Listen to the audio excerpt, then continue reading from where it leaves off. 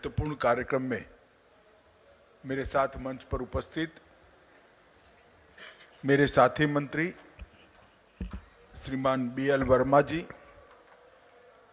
ज्ञानेश कुमार जी सचिव सहकारिता, श्री विजय कुमार जी विशेष सचिव और CRCS, श्री KP महादेव स्वामी जी प्रबंध निर्देशक NBCC, और आज मेरे सामने बैठे हुए सभी मल्टी स्टेट कोऑपरेटिव सोसाइटीज के चेयरमैन, MD,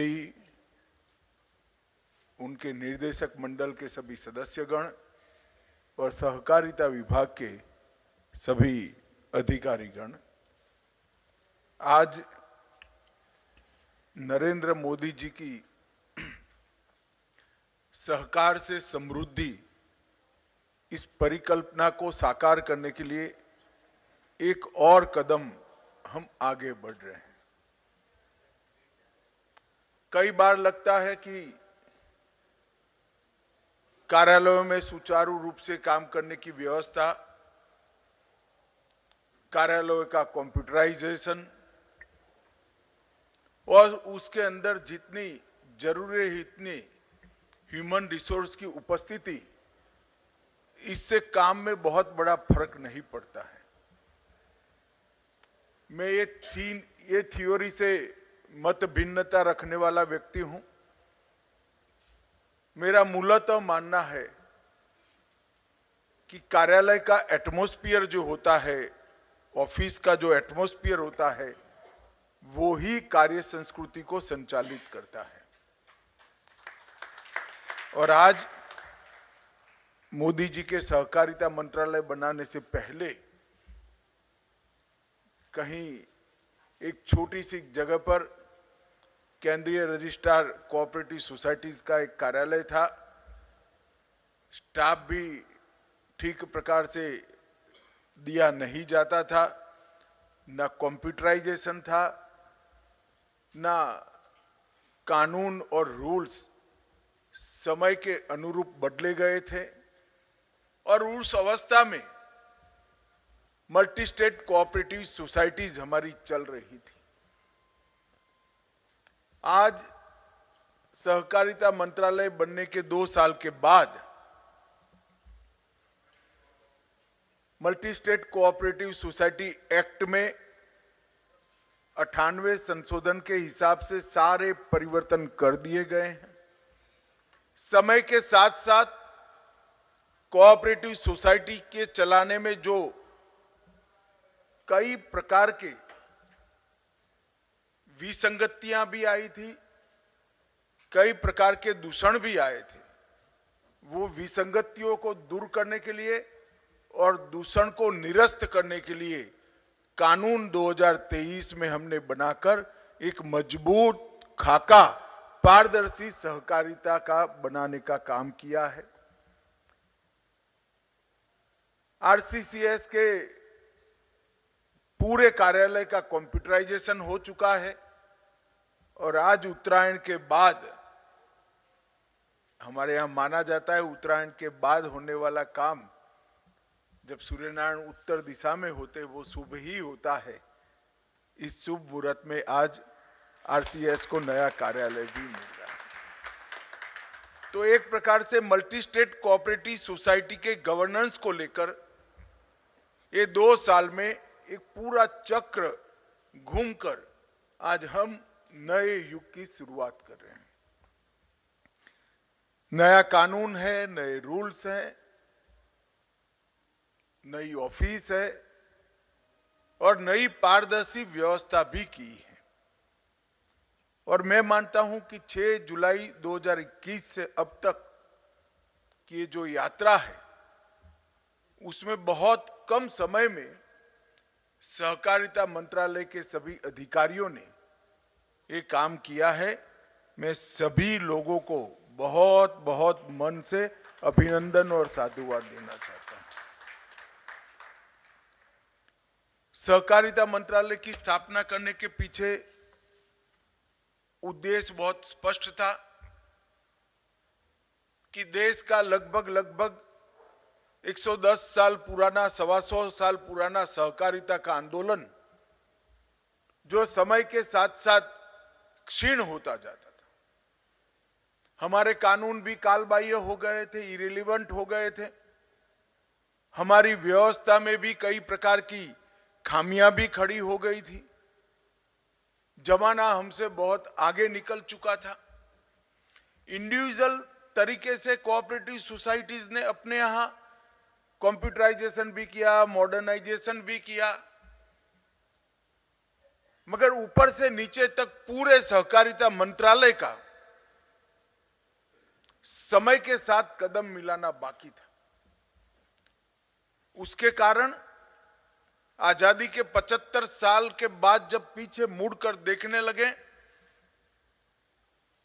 तो सहकारिता आंदोलन जितनी तेज गति से आगे बढ़ना चाहिए था वो बढ़ता हुआ नजर नहीं आता था।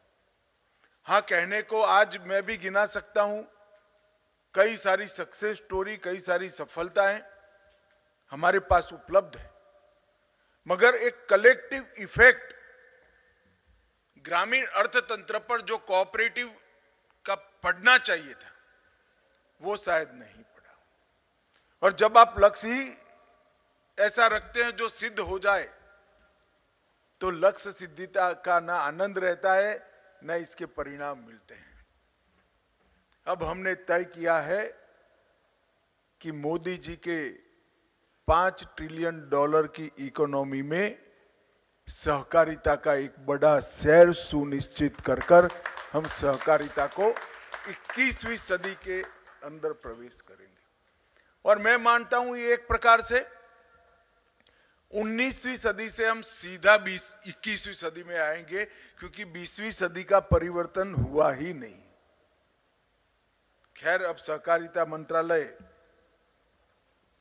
शुरू हो गया है। आज सीआरसीएस को नया कार्यालय मिला है, लगभग 1550 वर्ग मीटर का एक बहुत स्पेशियस कार्यालय, जिसको 225 करोड़ की लागत से बनाया गया है। और मैंने अभी विजय जी को कहा है कि कार्यालय से कुछ नहीं होता, जितनी कुर्सियां रखी है एक भी खाली न हो, इसकी सुनिश्चितता कर लेना। क्योंकि मैं मानता हूं कि जो नियामक होते हैं उनको नियमन तो करना है, मगर वो जब खुद ही अभाव में होते हैं तो नियमन अच्छे से नहीं होता है। और मल्टी स्टेट कोऑपरेटिव सोसाइटी पर ना हमारा उनको सेवा देने का लक्ष्य पूरा होता है, ना वॉचडॉग की भूमिका आप ढंग से निभा पाते हो। मैं आज जो मल्टी स्टेट कोऑपरेटिव सोसाइटी के सभी निर्देशक मंडल के सदस्य, चेयरमैन और एमडी यहां हैं, सभी को विश्वास दिलाता हूं कि मल्टी स्टेट कोऑपरेटिव सोसाइटी से एडमिनिस्ट्रेशन का, कम्युनिकेशन का और ट्रांसपेरेंसी का कोई प्रॉब्लम आगे पर आपके लिए खड़ा नहीं होगा। हम सदैव तत्पर हैं। वर्ष 2022 में कार्यालय वहीं अटल ऊर्जा भवन में चलता था। आज नए घर में आए हैं तो मुझे इसका बहुत बहुत आनंद है। मित्रों, अभी collective prosperity the legacy of Indian cooperative एक पुस्तक का अभी विमोचन हुआ है।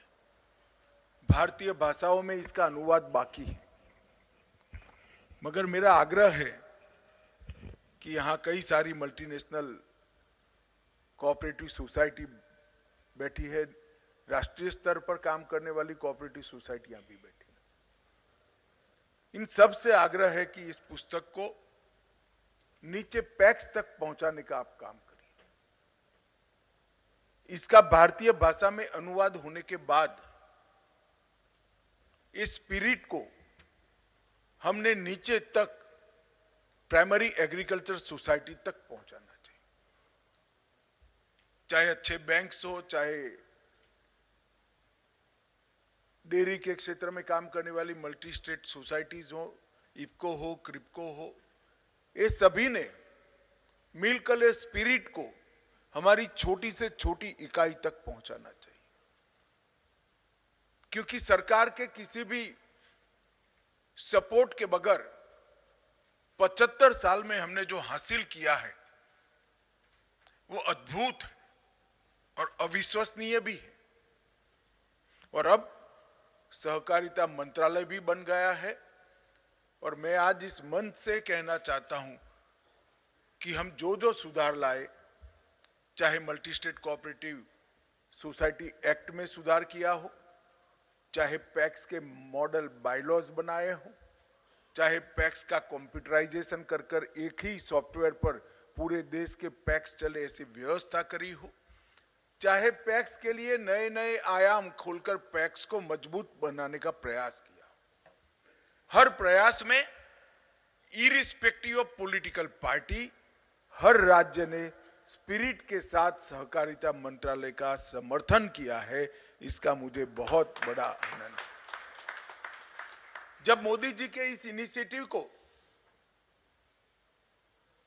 इतना अच्छा प्रतिसाद पार्टियों के हितों से ऊपर उठकर, राजनीतिक हितों से ऊपर उठकर मिल रहा है, उस वक्त जरूरत है कि सहकारिता क्षेत्र में एक नए आत्मविश्वास के प्राण फूंकने की। और मैं मानता हूं ये पुस्तक जो है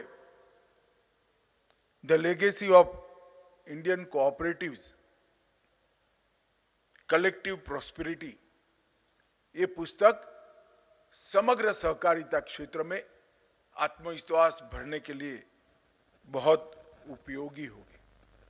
इसमें 75 कहानियां हैं जो सहकारिता विभाग में 75 साल के हमारे इतिहास को सेगमेंट वाइज 75 कहानियों में चयनित कर इसमें ढाला गया है।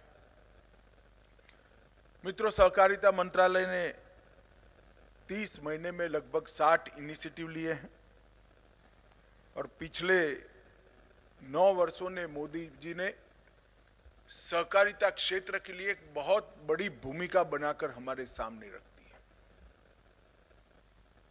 हमें जिस क्षेत्र के अंदर काम करना है, छोटे कस्बों में, गांवों में, किसानों के बीच में, और मल्टी स्टेट कोऑपरेटिव सोसाइटी के चाहे बैंक हो, चाहे अन्य प्रकार से काम करने वाली सोसाइटीज हो, सबका कस्टमर कमोबेश मध्यम वर्ग, ऊपरी मध्यम वर्ग और गरीब तबके का है। मोदी जी ने 9 साल में इस देश के गरीबों के जीवन को बहुत सरल बना दिया है।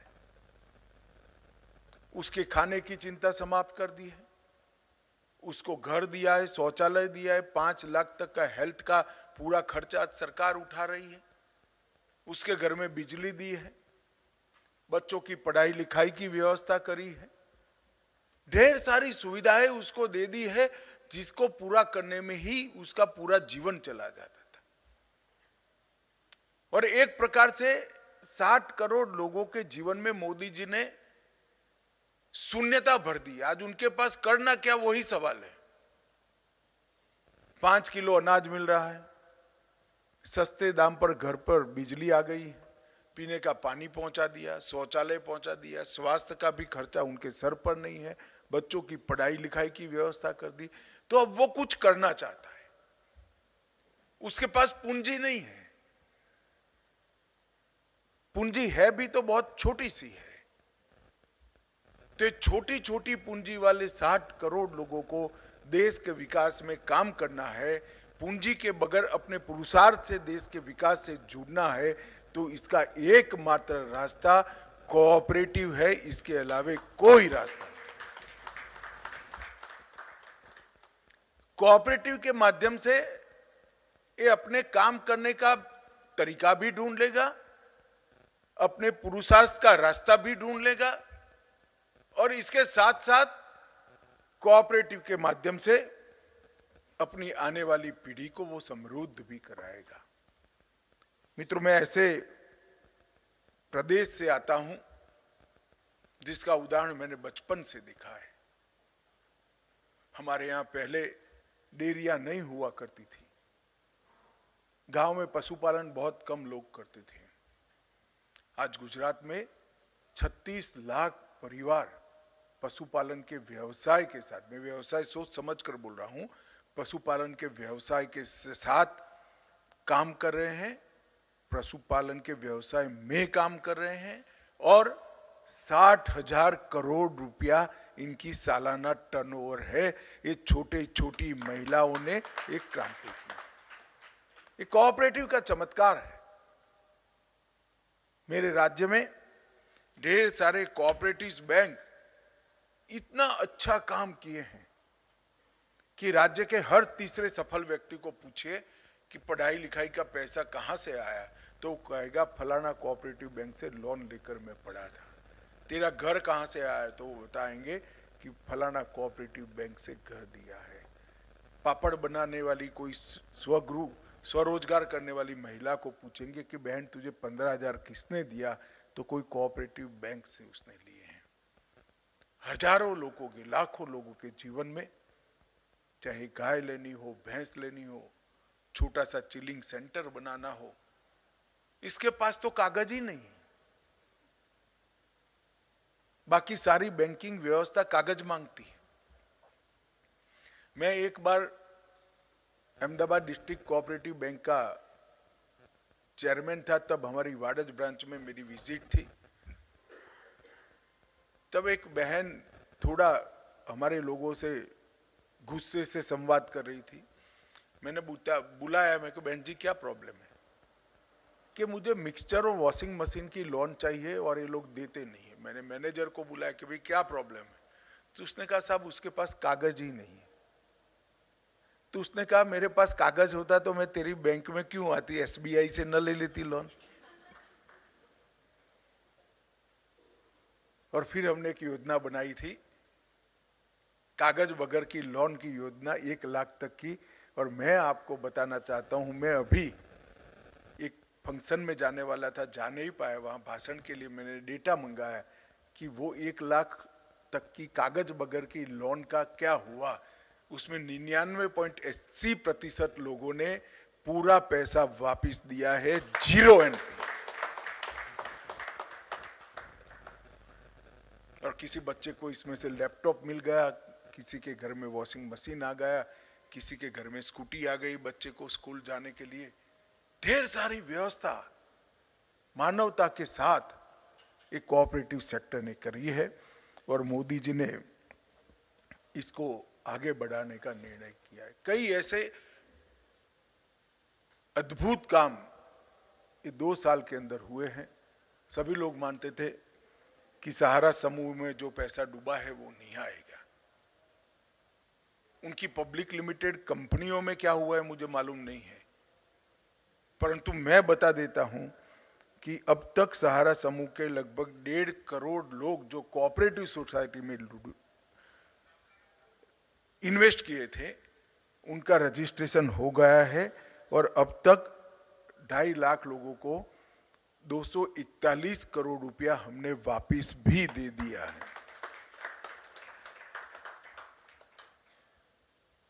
इसी प्रकार से मल्टी स्टेट कोऑपरेटिव सोसाइटीज के कानूनों को मैं जब लेकर आना चाहता था, तब ढेर सारे लोगों ने मुझे एडवाइस किया था कि साहब अभी अभी मंत्री बने हो, काहे को विरोध हो ऐसी व्यवस्था करते हो, क्योंकि इसमें भर्ती के लिए भी पाबंदियां है, ऑडिट को कठोर किया गया है, बार बार चुनाव लड़ने पर भी प्रतिबंध किया गया है, एनुअल रिटर्न्स के लिए भी पाबंदियां खोली है।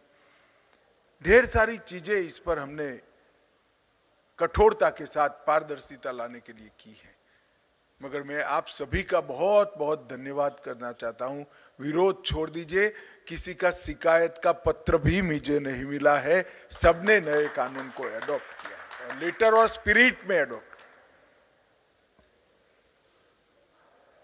ये कोऑपरेटिव सेक्टर खुद भी रिवाइव होना चाहता है, इसका सबसे बड़ा उदाहरण है।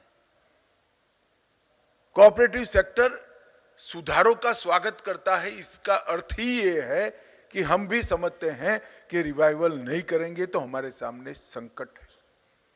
एक्सपांशन तो होगा ही नहीं, अस्तित्व का भी संकट आएगा अगर विश्वसनीयता खो बैठे तो। और विश्वसनीयता नए कानून से ही आती, और बायलॉज के अमेंडमेंट से इलेक्शन, ऑफिसरों की नियुक्ति, appeal, inspection, investigation, liquidation, education fund का मैनेजमेंट और ह्यूमन रिसोर्स की भर्ती, इस सब को हम रेगुलराइज करेंगे। इससे हमें बहुत बड़ा फायदा होने वाला है। मित्रों, ये जो मैंने सक्सेस स्टोरी की बात करी, इसमें मैं इफ्को के 2 प्रयोगों की बात भी जरूर करना चाहता हूं। इफ्को ने नैनो डीएपी और नैनो यूरिया लिक्विड बनाया है। एक प्रकार से ऐसे समय पर इफ्को ने ये कार्यक्रम हाथ में लिया और बहुत कम समय के अंदर इसको किसान के खेत तक पहुंचा दिया कि जब इसकी बहुत ज्यादा जरूरत थी, सबसे ज्यादा जरूरत थी। भूमि संरक्षण ये हमारे लिए निहायत ही जरूरी है। तो केमिकल खाद मिट्टी में घुलने की जगह क्रॉप पर ही रहे और वहीं से पोषण प्राप्त कर वो अपना ग्रोथ भी करे, अपनी उपज भी बढ़ाए और किसान को समृद्ध भी करे, और भूमि का केमिकल के जहर से घुलने के बगैर। और मैं अभी मोदी जी ने जो विकसित भारत यात्रा शुरू की है, इसमें कई गांवों में गया हूं। सबसे ज्यादा आकर्षण इफ्को के ड्रोन से लिक्विड के छंटकाव का मैंने देखा। मैं साफ देख रहा हूं इफ्को के नए इनिशिएटिव को, नए साहस को। देश का किसान 2-5 साल में ही पिकअप करेगा, और वो दिन दूर नहीं है जो खाद की थैलियों की दुकान देखते थे, इसकी जगह दवाई की दुकान जैसी खाद की दुकान हम देखेंगे, जिसमें छोटी छोटी बॉटल्स होगी। और ड्रोन एक मॉडर्नाइज खेती का नया प्रतीक बना है। एक जमाने में मैं जब बैल गए और ट्रैक्टर आए, गांव में कोई ट्रैक्टर आता था तो पूरा गांव देखने जाता था। आज गांव का पैक्स ड्रोन लेकर सभी को किराए से फर्टिलाइजर का छिड़काव कर देगा। कोई ड्रोन दीदी ड्रोन चलाती हुई दिखाई पड़ेगी। तो ग्रामीण अर्थव्यवस्था आधुनिकता से जुड़ रही है, इसका सबको विश्वास हो जाएगा।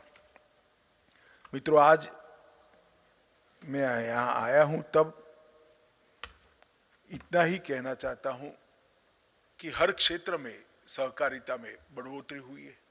हम नए 2 लाख पैक्स रजिस्टर करना चाहते थे, 12,000 से ज्यादा हो गए हैं, और मुझे विश्वास है कि समय के पहले हम 2 lakh multi dimensional PACS register कर लेंगे।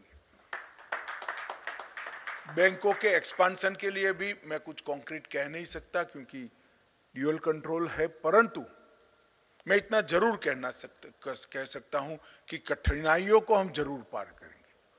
कोऑपरेटिव बैंक्स का, अर्बन बैंकों का एक्सपांशन भी करेंगे। और मैं आज कहना चाहता हूं कि जो multi state cooperative credit societies हैं, इन्होंने भी आगे आना चाहिए और अपने आप को बैंक में परिवर्तित करने के लिए अपने आप को तैयार करना चाहिए। नंबर ऑफ बैंक्स बढ़ाना बहुत जरूरी है। और मैं सिर्फ कुछ आंकड़े आप लोगों की संज्ञान के लिए कहना चाहता हूं कि 2020 में मल्टी स्टेट कोऑपरेटिव सोसाइटियों का रजिस्ट्रेशन 10 हुआ था। मैं फिर से आंकड़ा बोलता हूं, 10। और 2023 में 102 नए multi state cooperative society register हुए, मतलब 10 गुना बढ़ा है। ये परिवर्तन को हमें ज्यादा गति देनी और ज्यादा से ज्यादा बैंक मल्टी स्टेट बने, ज्यादा से ज्यादा multi state cooperative societies bank में कन्वर्ट हो, ज्यादा से ज्यादा क्रेडिट सोसाइटी भले एक स्टेट में चलती हो वो बैंक में कन्वर्ट हो, इस दिशा में हमने आगे बढ़ना चाहिए। महत्वाकांक्षा के साथ आप अपनी सोसाइटी का लक्ष्य तय करिए, निश्चित रूप से वो सिद्ध होगा, उसका मुझे विश्वास है।